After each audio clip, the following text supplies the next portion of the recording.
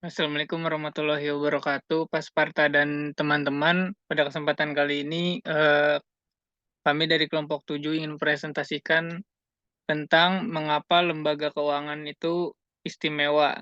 Kelompok kami terdiri dari Nadia Syahada Farinka dengan NIM 2020 1211 040 dan saya sendiri Noval Saripan Negara dengan NIM 2020 1211 048. Next.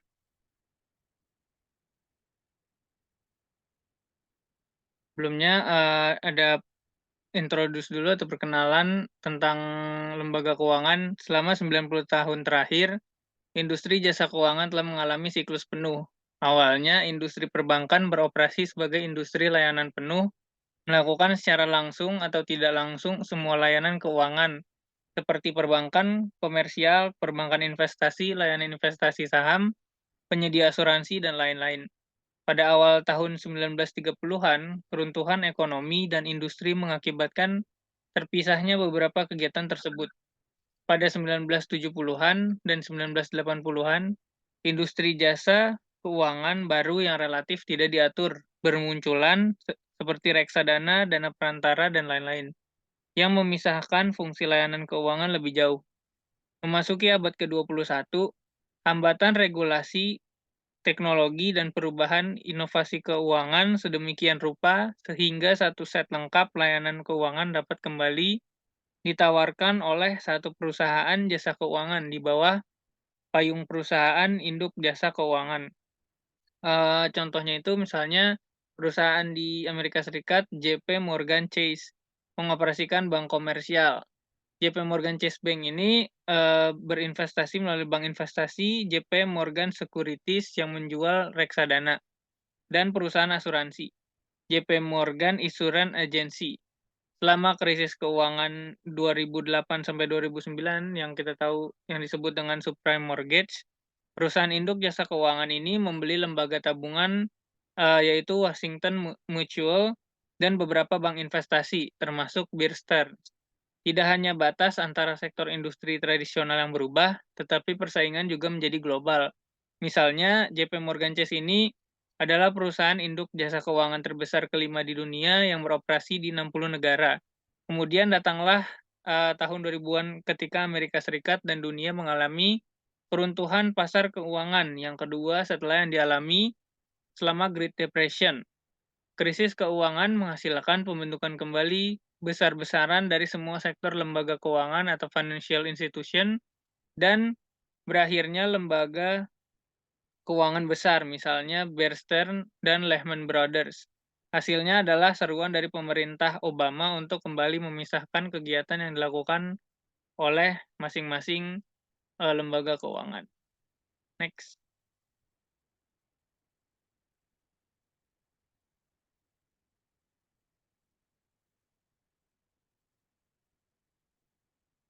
Ini ada gambar satu aliran dana di dunia tanpa financial institution atau lembaga keuangan.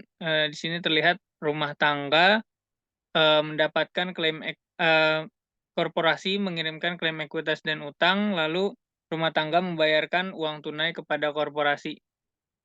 Seperti yang ditunjukkan pada gambar 1-1, di dunia seperti itu tabungan akan mengalir dari rumah tangga ke perusahaan. Sebagai imbalannya, klaim finansial atau ekuitas dan sekuritas utang akan mengalir dari korporasi ke penabung rumah tangga. Dalam perekonomian tanpa lembaga keuangan, tingkat aliran dana antara penabung rumah tangga dan sektor korporasi cenderung cukup rendah. Ada beberapa alasan untuk ini, yaitu begitu mereka meminjamkan uang ke perusahaan dengan membeli klaim keuangannya, rumah tangga kan perlu memantau atau memeriksa tindakan perusahaan itu. Mereka harus yakin bahwa manajemen perusahaannya itu bisa dipercaya atau tidak melarikan diri, menyanyiakan dana yang telah dia tabung untuk proyek apapun dengan nilai sekarang bersih yang rendah atau negatif. Tindakan pemantauan seperti itu biasanya sangat mahal untuk setiap rumah tangga tertentu karena memerlukan banyak waktu dan biaya untuk mengumpulkan informasi berkualitas tinggi yang cukup relatif terhadap ukuran investasi rata-rata penabung rumah tangga. Mengingat hal ini, kemungkinan besar setiap rumah tangga lebih memilih untuk menyerahkan pemantauan kepada orang lain. Pada akhirnya, sedikit atau tidak ada pemantauan yang dilakukan karena mahal. Kurangnya pemantauan yang dihasilkan akan mengurangi daya tarik dan meningkatkan resiko berinvestasi dalam hutang dan ekuitas perusahaan. Sifat ekuitas dan hutang perusahaan yang relatif berjangka panjang dan kurangnya pasar sekunder di mana rumah tangga dapat menjual sekuritas ini menciptakan disinsentif kedua bagi investor rumah tangga untuk memegang klaim keuangan langsung yang dikeluarkan oleh perusahaan. Secara khusus, diberikan pilihan antara memegang uang tunai dan memegang sekuritas jangka panjang. Rumah tangga biasanya lebih cenderung memilih memegang uang tunai. Yang kenapa? Karena uang tunai itu lebih liquid. Biasanya kan juga rumah tangga melakukan menggunakan dana mereka dalam waktu dekat untuk belanja-belanja sehari-hari. Akhirnya, jika walaupun pasar keuangan ada, tapi tanpa lembaga keuangan untuk mengoperasikannya, untuk menyediakan layanan likuiditas dengan memungkinkan rumah tangga memperdagangkan sekuritas dan ekuitas perusahaan di antara mereka sendiri. Investor juga menghadapi resiko harga penjualan sekuritas dan perdagangan sekuritas. Pasar sekunder melibatkan berbagai biaya transaksi. Artinya, harga di mana investor rumah tangga tersebut dapat menjual sekuritas di pasar sekunder seperti contohnya New York Stock Exchange atau NYSE mungkin berbeda dari harga awal yang mereka bayarkan untuk sekuritas tersebut. Next.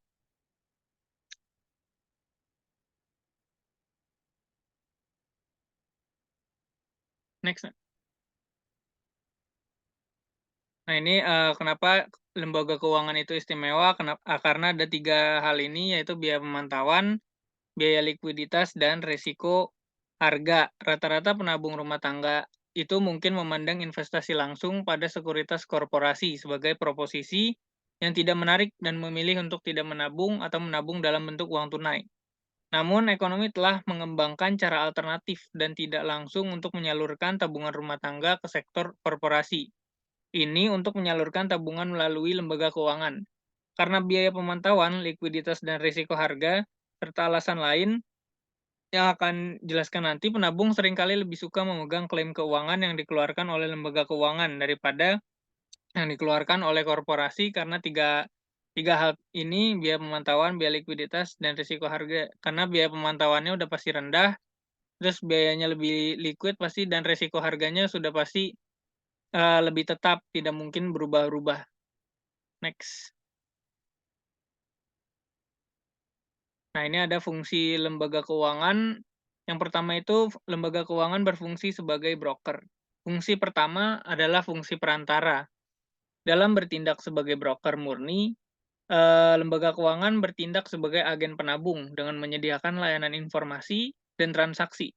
Misalnya, perusahaan sekuritas dengan layanan penuh. Contohnya itu Bank of America Merrill Lynch melakukan penelitian investasi dan membuat rekomendasi investasi untuk klien retail atau rumah tangga.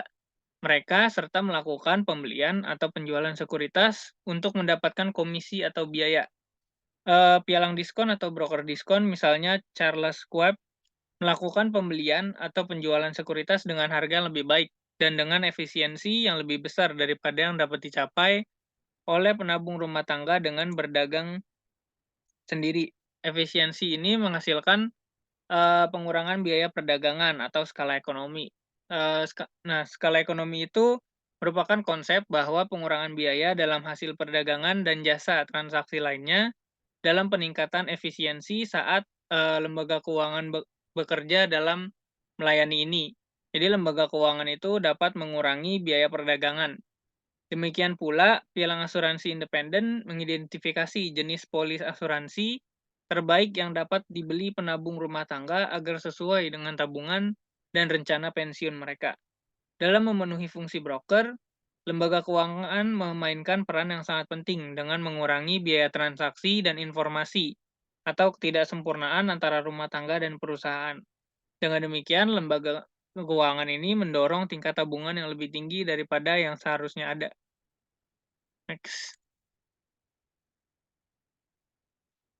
Nah, fungsi yang kedua itu adalah lembaga keuangan berfungsi sebagai aset transformer atau pengubah aset.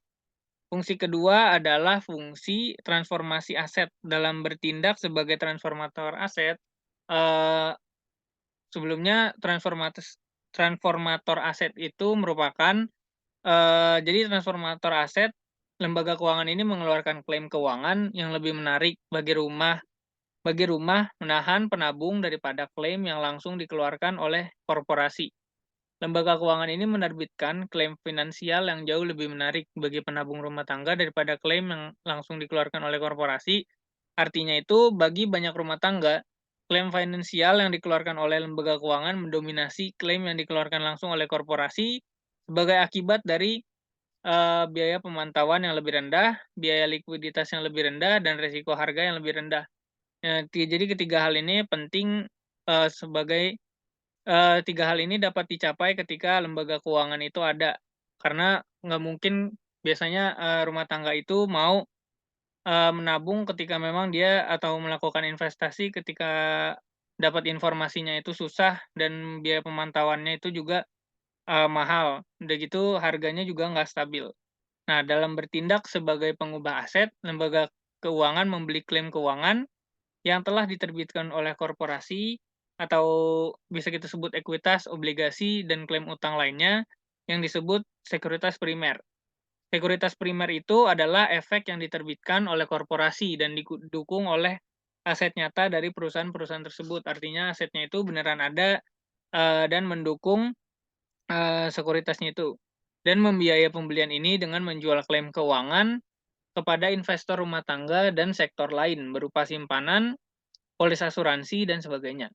Klaim keuangan lembaga keuangan dapat dipertimbangkan surat berharga sekunder, karena aset ini didukung oleh sekuritas utama yang diterbitkan oleh perusahaan komersial yang pada gilirannya berinvestasi dalam aset real.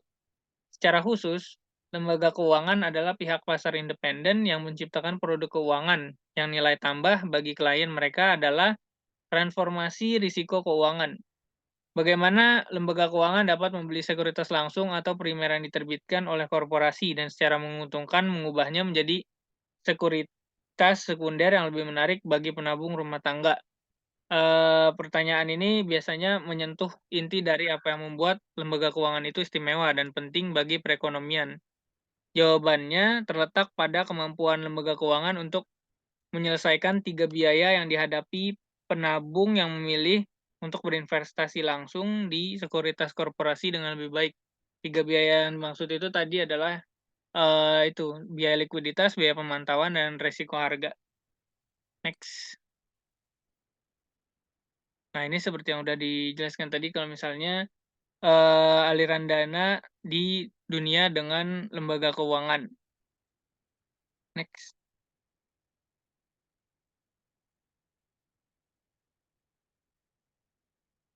Yang selanjutnya itu adalah biaya informasi. Satu masalah yang dihadapi oleh penabung rata-rata yang berinvestasi langsung dalam klaim keuangan perusahaan komersial adalah tingginya biaya pengumpulan informasi. Nah, balik lagi ketika biaya pengumpulannya informasi ini tinggi, pasti penabung itu nggak mau atau investor itu nggak mau karena buat apa dia mau invest itu untuk ngeluarin uang lebih banyak padahal dia kan berinvestasi atau menabung itu, niatnya adalah untuk mengumpulkan atau mencari uang.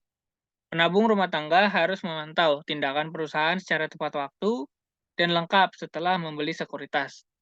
Kegagalan untuk memantau membuat investor terpapar biaya agensi, yaitu resiko bahwa pemilik atau manajer perusahaan akan mengambil tindakan dengan uang penabung yang bertentangan dengan janji yang telah dibuat yang terkandung dalam perjanjian kontrak sekuritasnya. Ini bisa saja terjadi kalau misalnya memang, biayanya itu terlalu tinggi. Biaya pemantauan merupakan bagian dari keseluruhan biaya agensi. Artinya, biaya agensi muncul setiap kali agen ekonomi mengadakan kontrak di dunia informasi yang tidak lengkap dan dengan demikian pengumpulan informasinya mahal. Semakin sulit dan mahal untuk mengumpulkan informasi, semakin besar kemungkinan kontraknya akan dilanggar. Dalam hal ini, penabung yang disebut sebagai prinsipal dapat dirugikan oleh tindakan yang diambil oleh perusahaan peminjam yang disebut sebagai agen. Nah, biaya agensi adalah biaya yang berkaitan dengan resiko pemilik dan manajer perusahaan yang menerima penabung dana akan mengambil tindakan dengan dana tersebut bertentangan dengan kepentingan terbalik dari para penabung. Ini juga biasanya udah dibahas dari agensi teori. Next.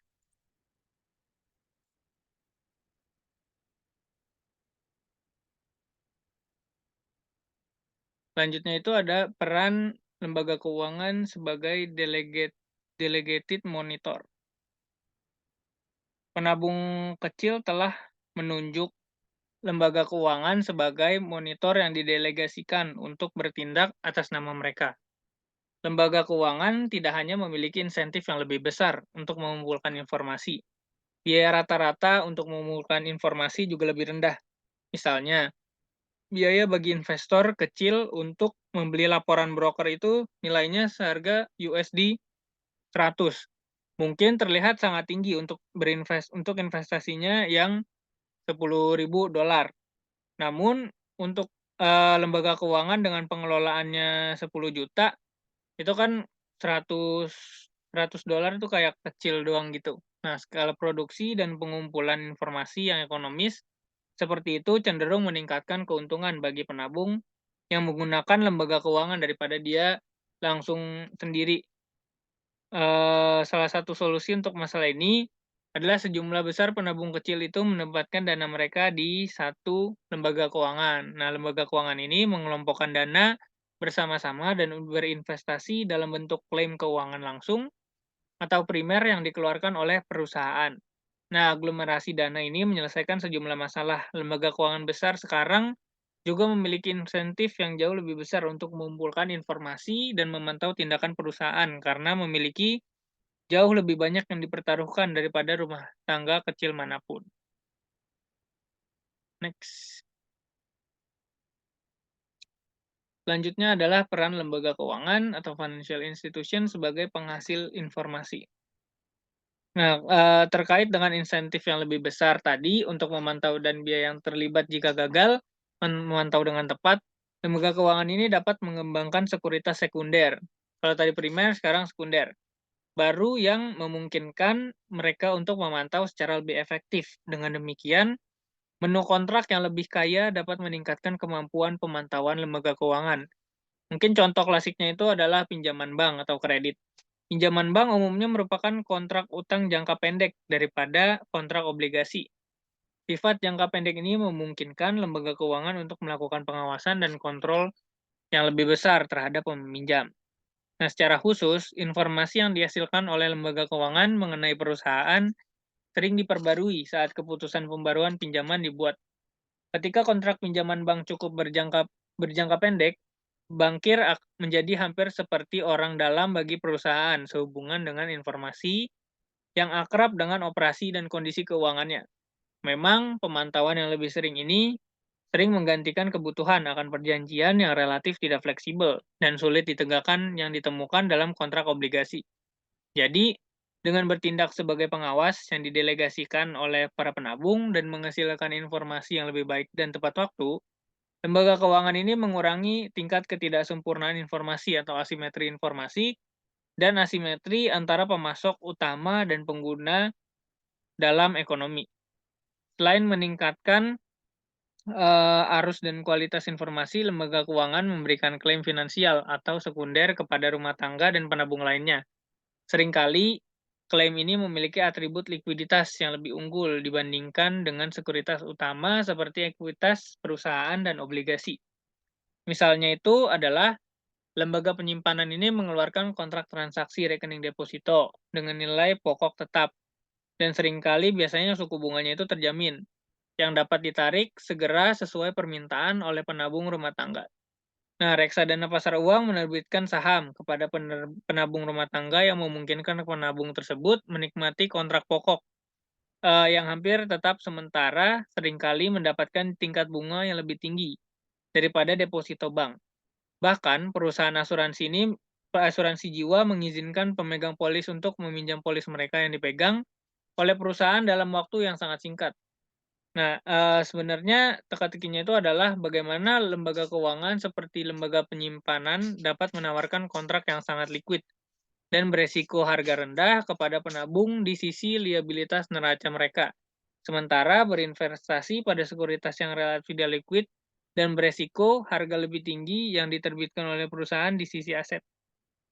Nah, jawaban atas pertanyaan tersebut terletak pada kemampuan lembaga keuangan untuk diversifikasi menghilangkan beberapa, tetapi tidak semua portofolio mereka. Next.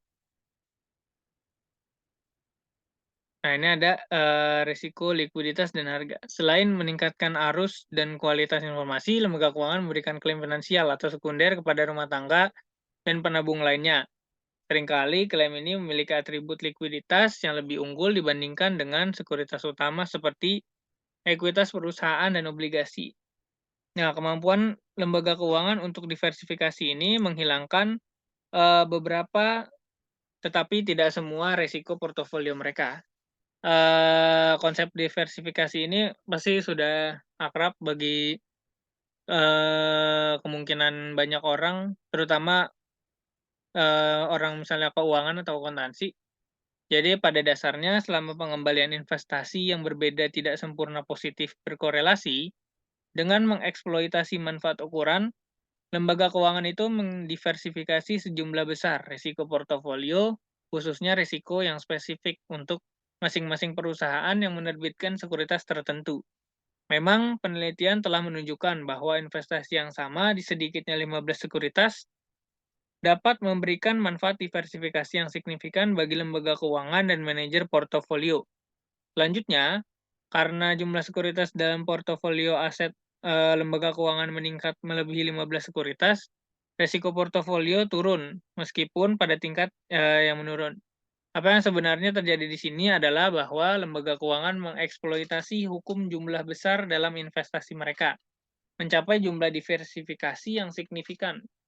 Sedangkan karena ukuran yang kecil, banyak penabung rumah tangga terpaksa memegang portofolio yang relatif tidak diversifikasi. Nah, diversifikasi risiko ini memungkinkan lembaga keuangan memprediksi pengembalian yang diharapkan atas portofolio asetnya dengan lebih akurat. Lembaga keuangan yang terdiversifikasi secara domestik dan global mungkin dapat menghasilkan pengembalian yang hampir bebas risiko atas asetnya.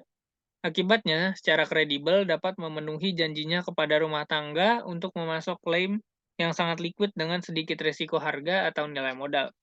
Contohnya itu dari hal ini adalah kemampuan bank untuk menawarkan giro yang sangat liquid dengan nilai pokok tetap sebagai liabilitas. Sementara pada saat yang sama berinvestasi dalam pinjaman berisiko sebagai aset, selama lembaga keuangan cukup besar untuk memperoleh keuntungan dari diversifikasi dan pemantauan, klaim keuangannya cenderung dipandang liquid dan menarik bagi penabung kecil dibandingkan dengan investasi langsung di pasar modal. Next.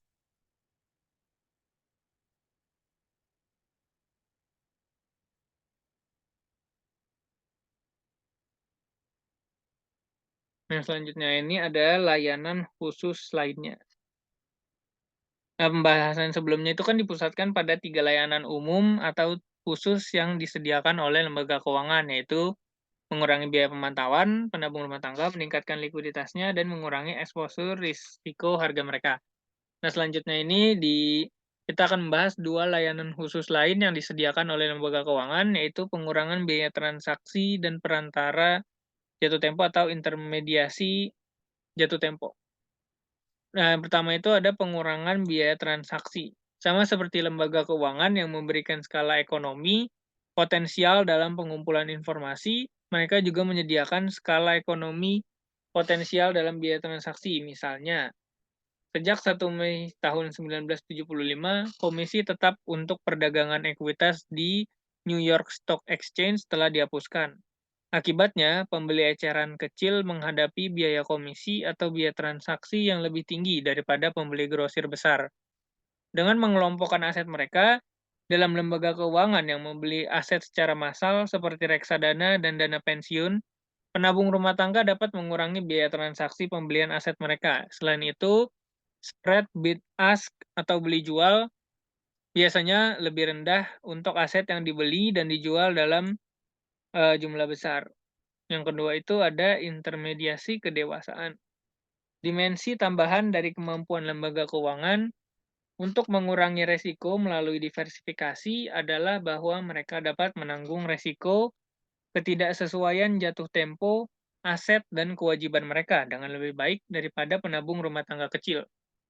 Dengan demikian, lembaga keuangan menawarkan layanan perantara jatuh tempo ke seluruh perekonomian. Secara khusus, melalui ketidakcocokan jatuh tempo, lembaga keuangan dapat menghasilkan kontrak jangka panjang, seperti pinjaman hipotek jangka panjang dengan suku bunga tetap untuk rumah tangga, sambil tetap mengumpulkan dana dengan kontrak kewajiban jangka pendek atau biasanya kredit. Next.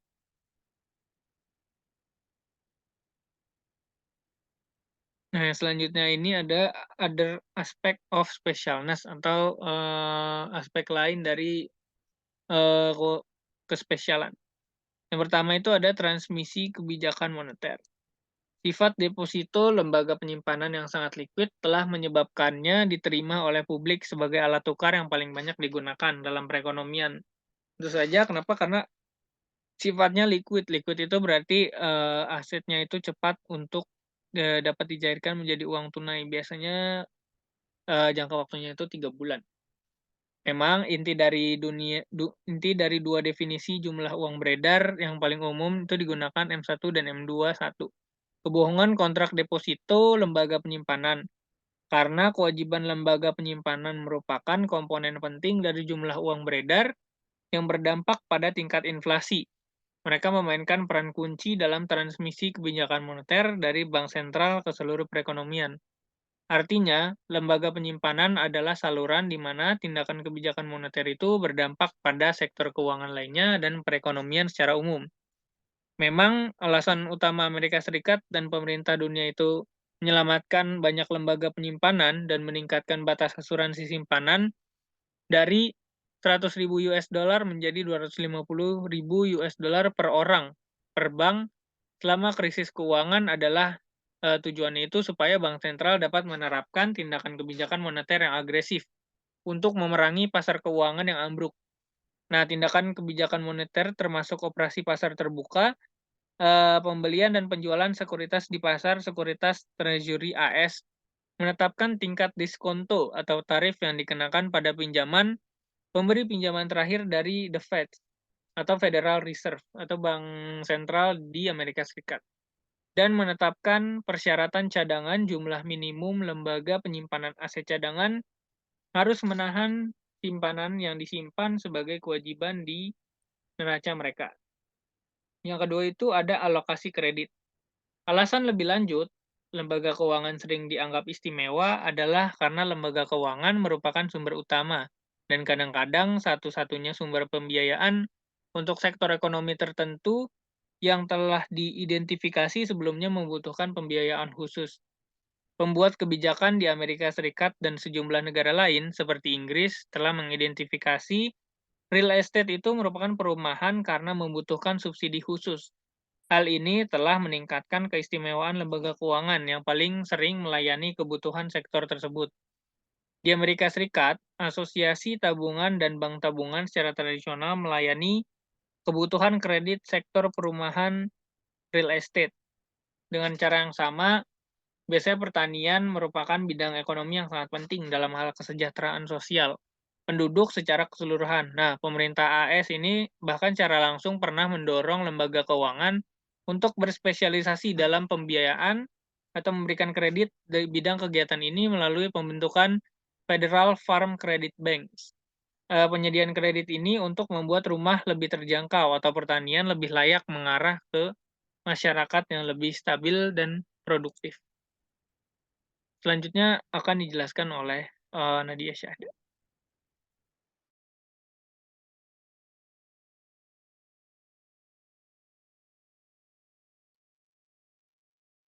Selanjutnya, saya Nadia Syahda Farinta dengan NIM 2020-1211-040 akan melanjutkan presentasi tentang other aspect of specialness. Pertama ada transfer kekayaan antar generasi atau intermediasi waktu. Kemampuan penabung untuk mentransfer kekayaan lintas generasi juga sangat penting bagi kesejahteraan sosial suatu negara. Oleh karena itu, asuransi jiwa dan dana pensiun seringkali didorong secara khusus melalui keringanan pajak khusus dan mekanisme subsidi lainnya untuk melayani dan mengakomodir kebutuhan tersebut. Seringkali proses transfer kekayaan menghindari perlakuan pajak marginal penuh yang akan dikenakan oleh pembayaran langsung.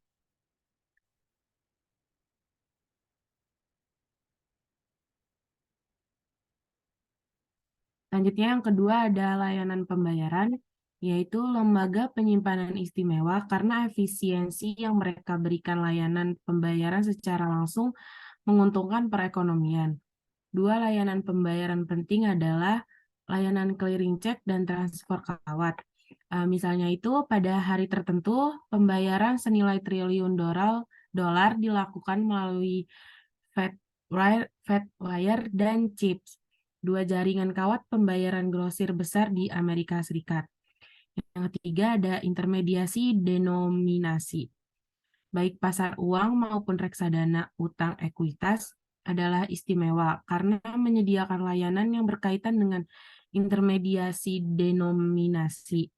Karena mereka dijual dalam denominasi yang sangat besar, banyak aset berada di luar jangkauan penabung individu atau akan mengakibatkan penabung memiliki portofolio aset yang sangat tidak terdiverifikasi.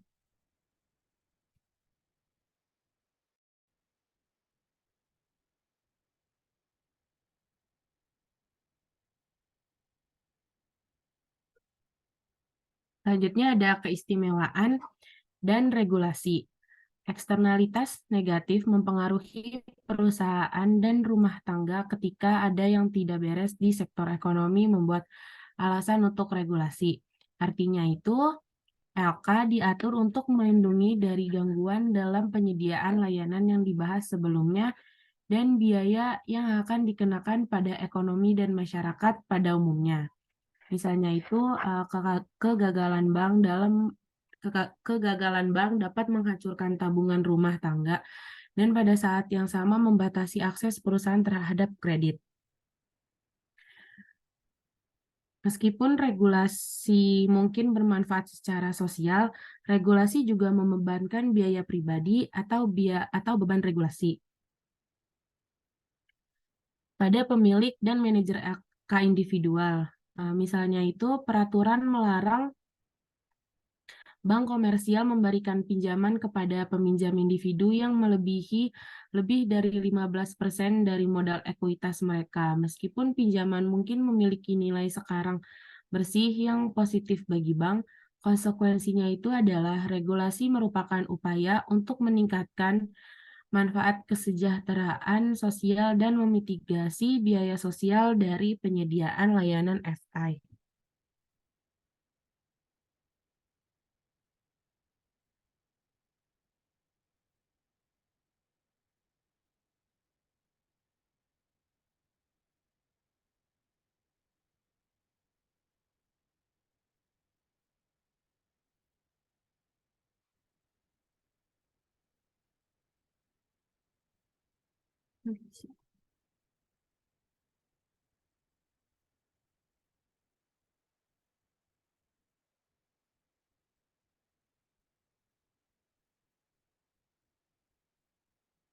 Selanjutnya, aturan pertama adalah persyaratan yang mendorong LK untuk mendiversifikasi aset mereka. Dengan demikian, bank diharuskan untuk tidak memberikan pinjaman lebih dari 15% dari dana modal sendiri kepada satu perusahaan atau peminjam. Sebuah bank yang 10% asetnya dibiayai oleh dana modalnya sendiri dan karenanya 90% oleh deposito dapat meminjamkan tidak lebih dari 1,5% asetnya kepada satu pihak. Yang kedua, lapisan perlindungan kedua berkaitan dengan tingkat modal minimum atau dana ekuitas yang dibutuhkan oleh pemilik LK untuk mendanai operasinya.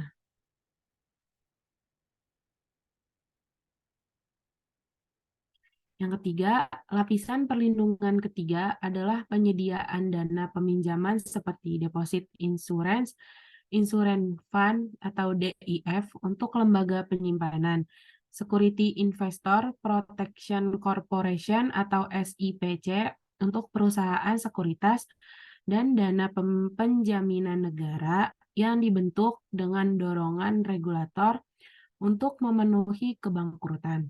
Kerugian bagi pemegang klaim kecil dalam industri asuransi jiwa dan properti kecelakaan. Yang keempat, lapisan keempat regulasi adalah pemantauan dan pengawasan itu sendiri. Regulator mewajibkan semua LK, baik bank, perusahaan sekuritas, atau perusahaan asuransi untuk berbagai tingkat pemantauan dan pengawasan. Ini melibatkan pemeriksaan di tempat serta pembuatan laporan dan laporan akuntansi oleh LK secara tepat waktu untuk evaluasi di luar tempat.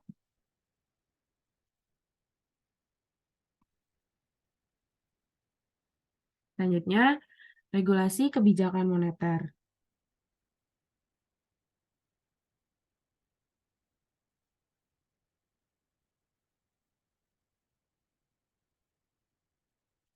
Motivasi lain untuk regulasi menyangkut peran khusus yang dimainkan bank dalam transmisi kebijakan moneter dari Federal Reserve atau bank sentral ke seluruh perekonomian. Masalahnya itu adalah bahwa bank sentral secara langsung hanya mengontrol jumlah uang kertas dan koin dalam ekonomi disebut uang luar, sedangkan sebagian besar jumlah uang beredar terdiri dari deposito disebut uang dalam. Selanjutnya, peraturan alokasi kredit. Regulasi alokasi kredit pendukung penjaminan FI untuk sektor-sektor yang penting secara sosial seperti perumahan dan pertanian. Peraturan ini mungkin mengharuskan FI untuk memiliki jumlah minimum aset di satu sektor ekonomi tertentu atau menetapkan suku bunga, harga, atau biaya maksimum untuk mensubsidi sektor tertentu.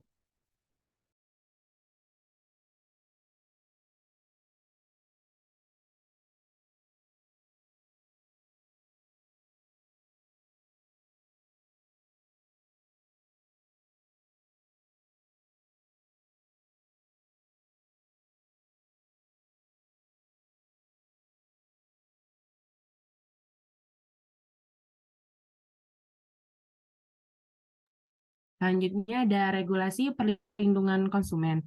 Kongres meloloskan Community Reinvestment ACT atau CRA dan Home Mortgage Disclosure ACT atau HMDA untuk mencegah diskriminasi dalam pinjaman.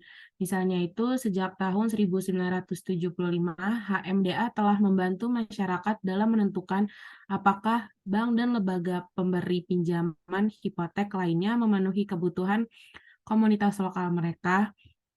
HMDA sangat memperhatikan diskriminasi berdasarkan usia, ras, jenis kelamin, atau pendapatan. Selanjutnya, sejak tahun 1990, lembaga penyimpanan telah melaporkan kepada kepala regulator federal mereka dalam bentuk standar alasan kredit diberikan atau ditolak.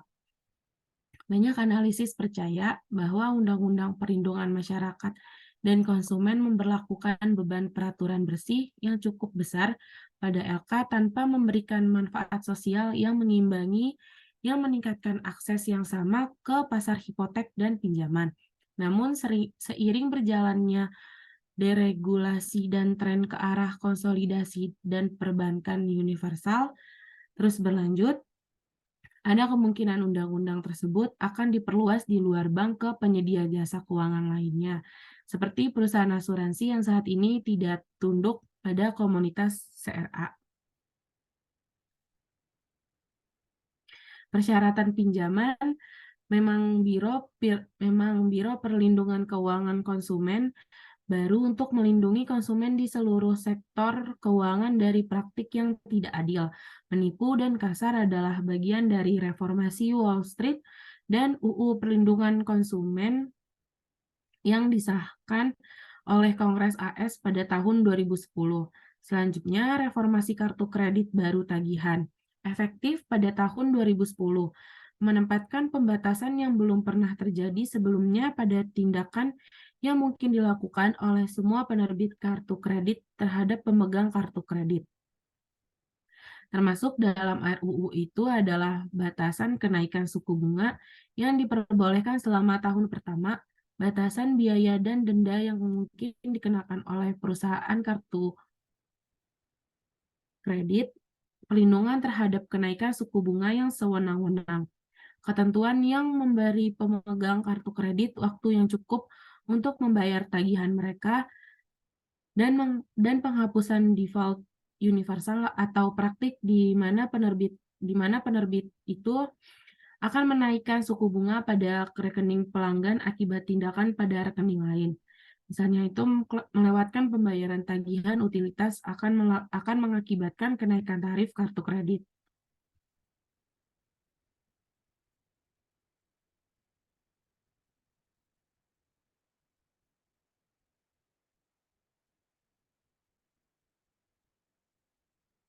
Selanjutnya, peraturan perlindungan investor. Sejumlah besar undang-undang melindungi investor yang menggunakan bank investasi secara langsung untuk membeli sekuritas atau secara tidak langsung untuk mengakses pasar sekuritas melalui investasi di reksadana atau dana pensiun. Berbagai undang-undang melindungi investor dari penyalahgunaan, seperti perdagangan orang dalam, kurangnya pengungkapan, penyimpangan langsung, dan pelanggaran tanggung jawab fidusia. Perundang-undangan penting yang mempengaruhi bank investasi dan reksadana termasuk Undang-Undang Sekuritas tahun 1933 dan 1934. Undang-Undang Perusahaan Investasi tahun 1940 dan Undang-Undang Reformasi Wall Street dan Perlindungan Konsumen tahun 2010.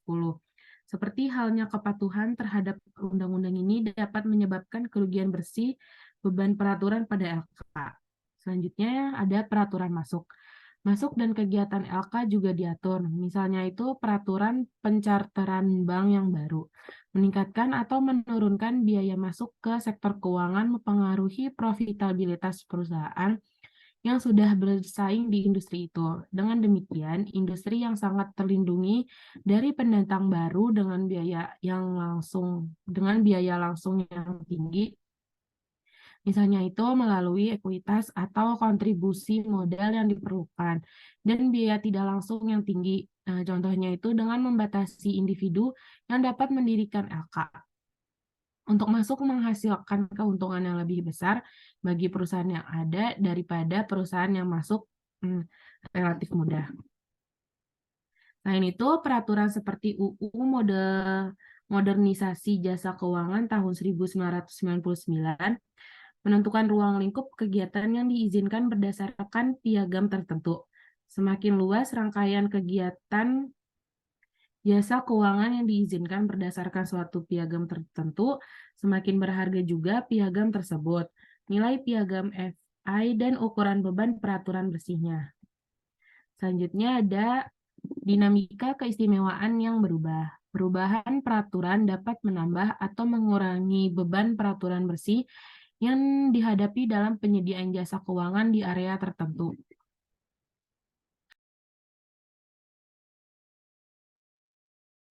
Tekanan permintaan, biaya, dan peraturan ini tercermin dalam perubahan pangsa pasar di berbagai bidang jasa keuangan. Karena beberapa kontrak dan lainnya itu berkembang. Jelas LK yang ingin bertahan dan makmur harus cukup fleksibel untuk pindah ke area layanan keuangan yang berkembang dan menjauh dari area yang berkontraksi. Jika pembatasan aktivitas regulasi menghambat atau mengurangi fleksibilitas yang dapat digunakan LK untuk mengubah bauran produk mereka, hal ini akan mengurangi kemampuan kompetitif dan efisiensi penyampaian layanan keuangan mereka. Artinya itu, hambatan aktivitas dalam industri jasa keuangan dapat mengurangi kemampuan untuk melakukan diversifikasi dan berpotensi menambah beban peraturan bersih yang dihadapi oleh LK.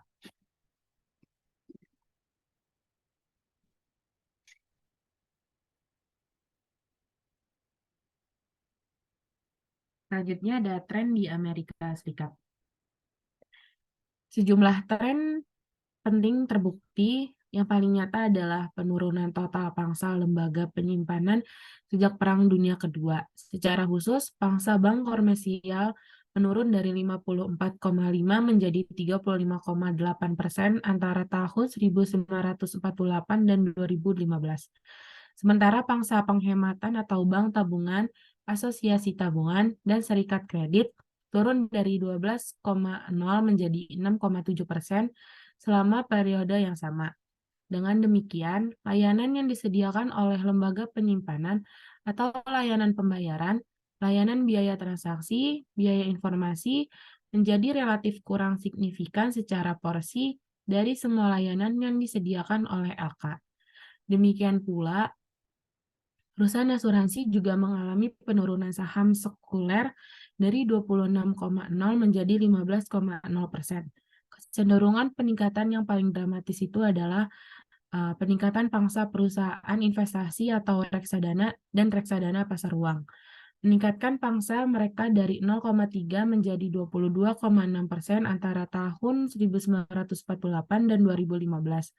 Perusahaan investasi berbeda dari bank dan perusahaan asuransi karena mereka itu memberikan akses yang lebih murah kepada penabung ke pasar sekuritas langsung.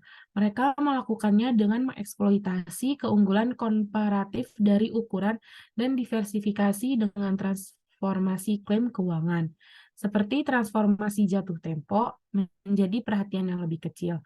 Dengan demikian, reksadana terbuka membeli saham dan obligasi langsung di pasar keuangan dan menerbitkan saham penabung yang lainnya yang nilainya dikaitkan secara pro rata langsung dengan nilai portofolio aset reksadana. Demikian pula, reksadana pasar uang berinvestasi dalam aset keuangan jangka pendek seperti surat berharga komersial, CD, dan treasury bills, dan menerbitkan saham yang terkait langsung dengan nilai portofolio yang mendasarinya. Sejauh dana ini terdiversifikasi secara efisien. Mereka juga menawarkan perlindungan risiko, harga, dan layanan likuiditas. Selanjutnya ada bangkitnya perusahaan induk jasa keuangan. Menyadari tren berubah ini, Kongres Amerika Serikat mengesahkan Undang-Undang Modernisasi Layanan Keuangan atau FSM yang mencabut penghalang Glass-Steagall tahun 1933 antara perbankan komersial, asuransi, dan perbankan investasi. Undang-undang tersebut yang dipromosikan sebagai perubahan terbesar dalam peraturan lembaga keuangan dalam 70 tahun, memungkinkan terciptanya perusahaan induk jasa keuangan yang dapat terlihat dalam kegiatan perbankan, kegiatan asuransi, dan kegiatan sekuritas.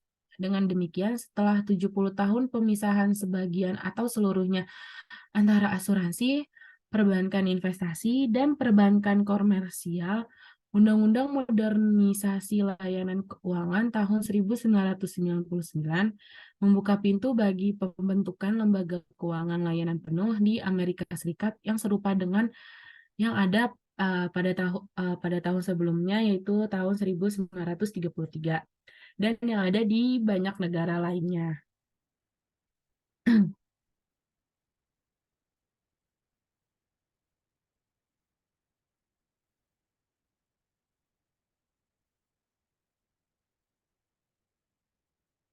Selanjutnya ada pergeseran dari pengukuran risiko dan manajemen dan krisis keuangan.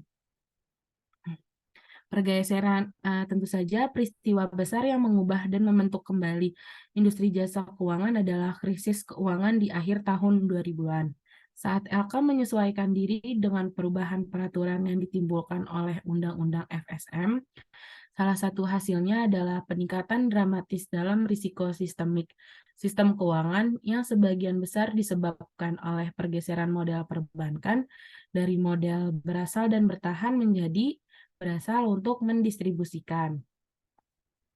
Dalam model tradisional, bank mengambil simpanan jangka pendek dan sumber dana lain menggunakannya untuk mendanai pinjaman jangka panjang untuk bisnis dan konsumen.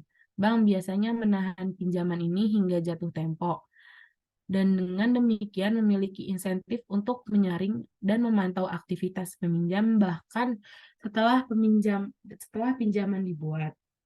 Namun model perbankan tradisional menghadapkan institusi pada potensi likuiditas, suku bunga, dan risiko kredit. Dalam upaya untuk menghindari exposure risiko ini dan menghasilkan trade-off pengembalian risiko yang lebih baik, bank telah beralih model underwriting di mana mereka itu berasal atau pinjaman gudang dan kemudian dengan cepatnya menjual.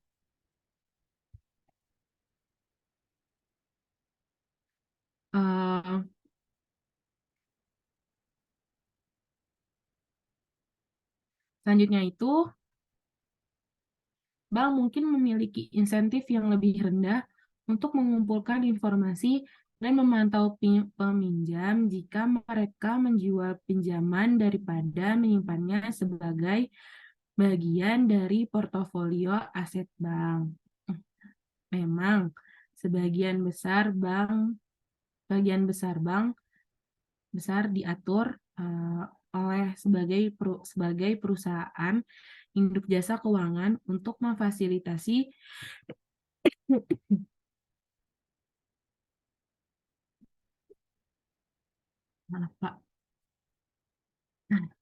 kegiatan baru-baru ini aktivitas bank bayangan perusahaan jasa non-keuangan yang melakukan layanan perbankan telah memfasilitasi perubahan dari model perbankan komersial asal dan simpan menjadi model perbankan asal dan distribusi. Peserta dalam sistem perbankan bayangan termasuk kendaraan tujuan khusus atau SPV, kendaraan kertas yang didukung aset dana lindung nilai kredit, saluran kertas komersial yang didukung aset atau ABCP, perusahaan pembiayaan dengan tujuan terbatas, reksadana pasar uang atau MMMF, dan dana lindung nilai kredit. Dalam sistem shadow banking, penabung menempatkan dananya di reksa pasar uang dan dana serupa. Ia menginvestasikan dana ini pada kewajiban bank bayangan lainnya. Peminjam mendapatkan pinjaman dan sewa dari bank bayangan seperti perusahaan pembiayaan dari bank, seperti sistem perbankan tradisional. Sistem perbankan bayangan menengahi aliran dana antara penabung bersih dan peminjam bersih. Namun, alih-alih bank yang bertindak sebagai perantara, perusahaan jasa keuangan non-bank atau bank bayangan yang menjadi perantara selanjutnya tidak seperti sistem perbankan tradisional, di mana intermediasi kredit lengkap dilakukan oleh bahkan setelah pinjaman dibuat. Namun, model perbankan tradisional menghadapkan institusi pada potensi likuiditas, suku bunga, dan risiko kredit. Dalam upaya untuk menghindari exposure risiko ini dan menghasilkan trade-off pengembalian risiko yang lebih baik, bank telah beralih model ke underwriting di mana mereka berasal atau pinjaman gudang dan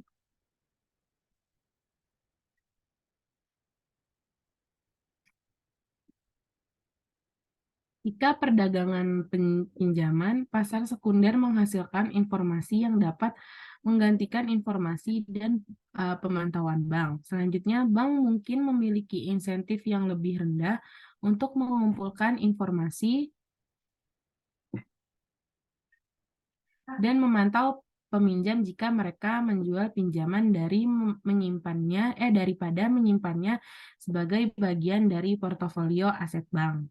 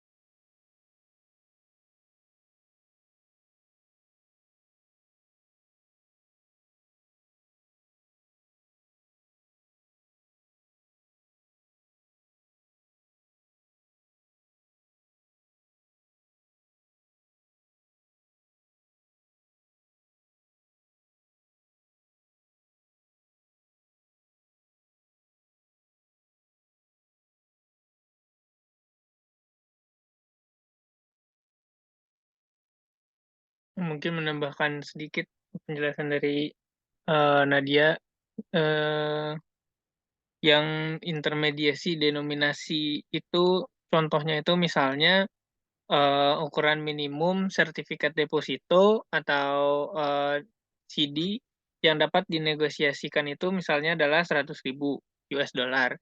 Dan kertas komersial atau hutang perusahaan jangka pendek atau kreditnya sering dijual dalam paket minimum seharga 250.000 US dollar atau lebih.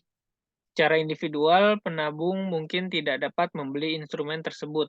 Namun, dengan membeli saham di reksadana pasar uang bersama dengan investor kecil lainnya, penabung rumah tangga mengatasi kendala untuk membeli aset yang dikenakan oleh ukuran denominasi minimum yang besar. Selain itu juga tadi di keistimewaan dan regulasi itu ada eksternalitas negatif. Nah, eksternalitas negatif itu adalah tindakan oleh agen ekonomi yang memaksakan biaya pada agen ekonomi lainnya. Contohnya itu yang tadi sudah dijelaskan yaitu biaya agensi yang dikenakan. Jadi itu dapat mempengaruhi perusahaan dan rumah tangga ketika ada yang tidak beres di sektor lembaga keuangan ekonominya. Makanya dibuat juga regulasinya. Dan juga ada di peraturan keselamatan dan kesehatan itu, tadi kan ada lapisannya, ada 4 lapisan perlindungannya. Nah, yang di kedua itu kan berkaitan dengan tingkat modal minimum atau dana ekuitas yang dibutuhkan oleh pemilik lembaga keuangan untuk mendanai operasinya. Nah, ini penting banget karena kalau misalnya dia nggak untuk manage resiko dari lembaga keuangannya. Contohnya itu misalnya regulator bank dan asuransi yang bersangkutan dengan rasio minimum modal terhadap risiko aset. Nah, semakin tinggi proporsi modal yang disumbangkan oleh pemilik, semakin besar perlindungan terhadap risiko kebangkrutannya. Bagi pemegang klaim tanggung jawab luar seperti deposan atau yang melakukan deposito dan pemegang polis asuransi. Ini karena kerugian pada portofolio aset, misalnya kurangnya diversifikasi secara hukum, ditanggung oleh pemegang ekuitas terlebih dahulu, dan hanya setelah ekuitas dihapus total oleh pemegang kewajiban luar. Misalnya itu, contohnya pada tahun 2008, kegagalan yang nyaris terjadi dan pembelian berikutnya oleh JP Morgan Chase tahun 2008. Dari Washington Mutual meninggalkan pemegang saham Washington Mutual dengan sangat sedikit.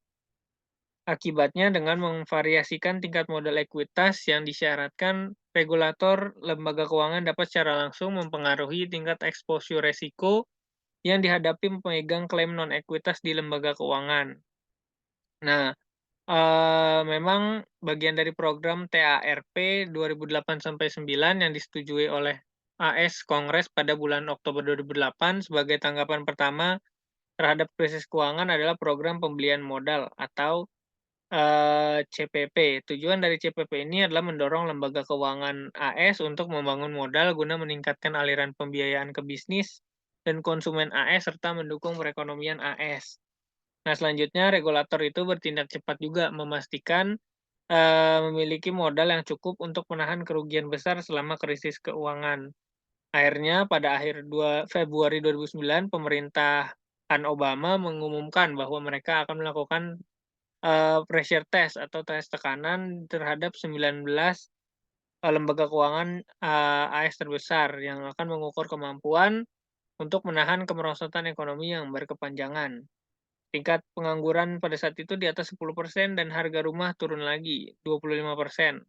Hasil, pressure test menunjukkan bahwa 10 dari 19 perlu mengumpulkan modal sebesar 74,6 miliar US dollar dalam sebulan sejak tanggal 7 Mei 2009. Rilis telah mengumpulkan modal 149,45 miliar US dollar. Mungkin itu yang dapat, saya tambahkan, kurang lebihnya mohon maaf. Wassalamualaikum warahmatullahi wabarakatuh.